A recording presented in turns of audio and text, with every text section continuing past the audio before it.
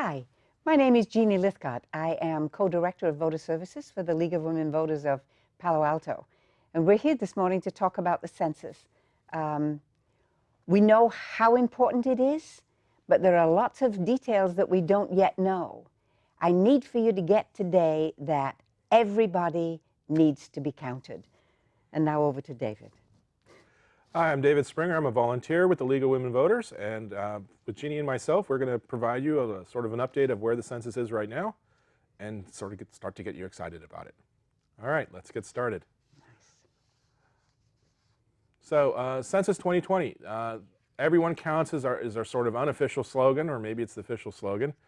But at the end of the day, that's really the underlying message. The purpose of the census is to count every single person who is in the United States on April 1st, who lives in this, has residence in the United States on April 1st. There's a whole bunch of rules as to how they count and how this process works, but fundamentally the constitutional requirement is to count everyone. Which includes babies and old folks like me, 80-year-olds and more, yes. All right, so the census is one of the few things that's written into the Constitution itself. We've done it every 10 years since 1790. World Wars, Civil Wars, we still did a census. It is the point of the census is count every person once, only once, and in the right place. Census, it's every child, international students, illegal aliens, undocumented individuals, armed force personnel in other countries. Really, at the end of the day, we're counting everyone. Every 10 years, right? Every 10 years. Yes, yeah. Census is really important. It really drives three different things, all of which are very important. The first one is federal funding. There are $675 billion that are distributed based off census population data. California receives $76 billion per year. So this is huge dollars. And even within the state level, and the census data drives a lot of the distribution, even within the state level, not just for the federal government. It's really important.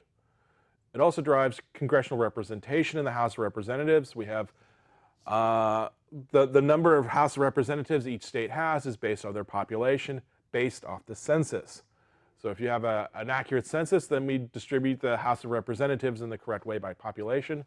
And it's estimated in 1990, an undercount in California cost us one House member that we should have had that we didn't have because we didn't count our population correctly.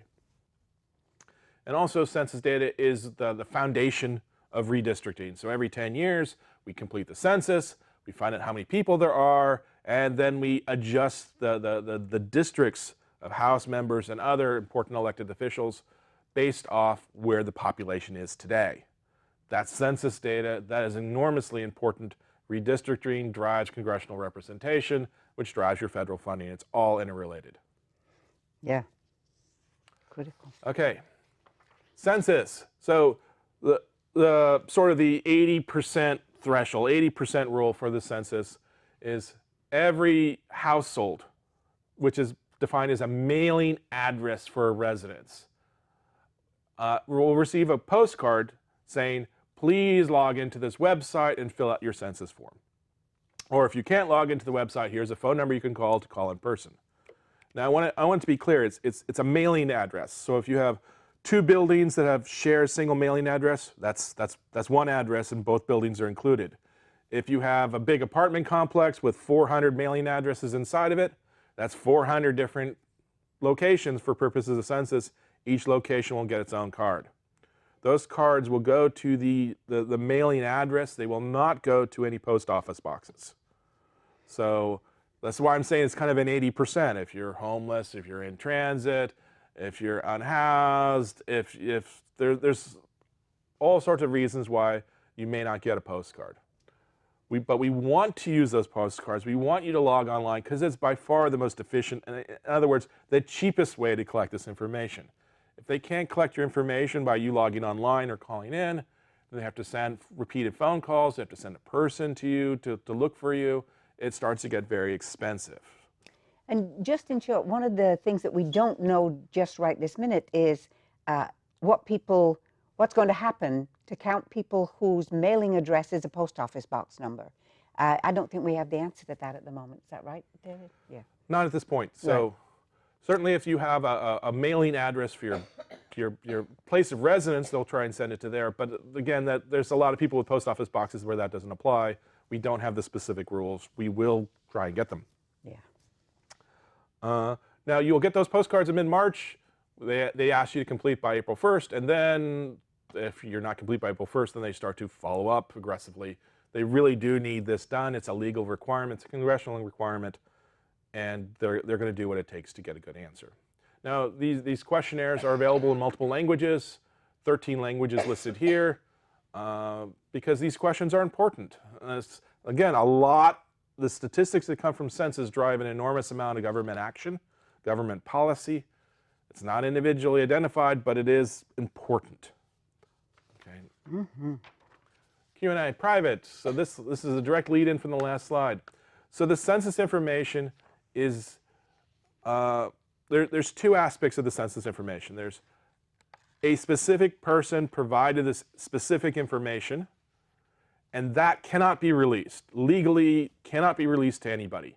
It cannot be released to your city to guide some program. It cannot be released to the state. It cannot be released to the federal government. It cannot be released to law enforcement. It cannot be released to immigration services. It can be released to nobody. So individually identifiable census information, legally protected, they don't share with anybody. However, they take all those individual information and they create an enormous number of government statistics. It's this huge booklet at the end of every decade. And it's not at the level where you can identify people. It's at the level of cities and states and counties and the nation as a whole. But that information drives an enormous amount of government policy. It's very important. And that information is going to go into a lot of different decision making. It's going to be available to a lot of people. But again, it can't be used to identify a person or really for anything that personal identification is useful for. And the census data itself, they keep it as secure as they can. So it's kept very securely. They treat this very seriously. Yeah. Now this slide with all its multiple colors, it shows how challenging the census really is.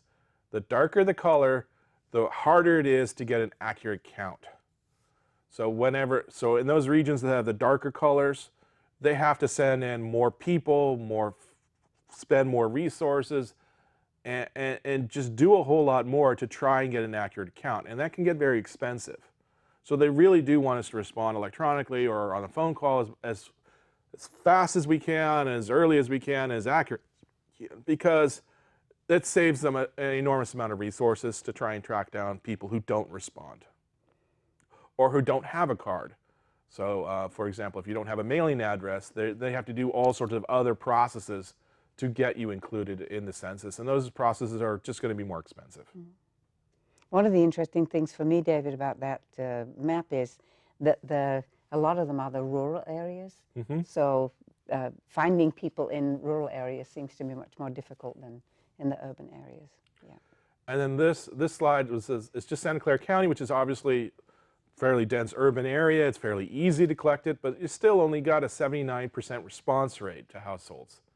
So that means 20% of the households, they had to use other much more costly methods to track those people down, or they had to use some statistical estimates to cover the extra numbers, and that is always going to be less accurate than physically counting people. So really just emphasize the point, the census is really important, and it's really important to get as accurate a result as possible. It drives so many decisions that we want it to be accurate and complete, because that's what the Constitution demands. Okay, we provided some web links, so we're going to come back to you in March with another presentation which has a lot more details as they become available. But if you're impatient, if you just can't wait for our presentation, all these websites we provided will provide details on the census. If you go to them today, it's maybe a little skimpier than you would like, but those details will start to populate as we get closer to April 1st. And again, we will be coming back with another one of these presentations in early March to share those extra details that we've collected. And if you want to see a questionnaire, you can go to that link and see what one of the actual questionnaires looks like and see exactly what questions are being asked. If you know, it's kind of neat to know. Yes, indeed, it is. Yeah. Okay, these last two slides are really about how can we help the census do what it needs to do, and really what they need is they need people.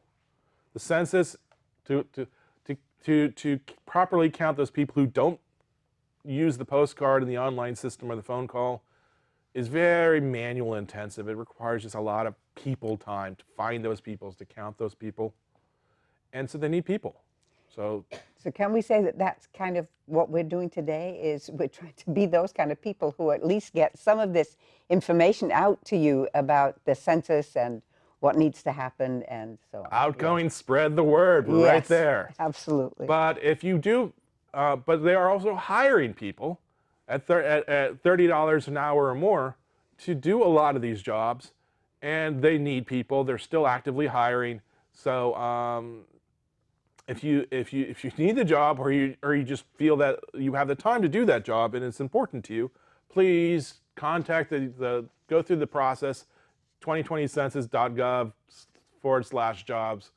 There's still a lot of jobs. They really do need help for this. So that would be a great way to participate in democracy. Or if that's not for your thing, then look for that postcard, log in online. Or if you've not received the postcard, if you're not sure the postcard was filled out accurately, there's going to be many options for you to check what the census was for your household and update that as you wish if you feel you're not properly counted in that process. So you have multiple opportunities to make this successful. Please use them. Thank you so much for paying attention to this. We do hope you'll get out there and be counted. Thanks. Yes, thank you very much. Thanks, David.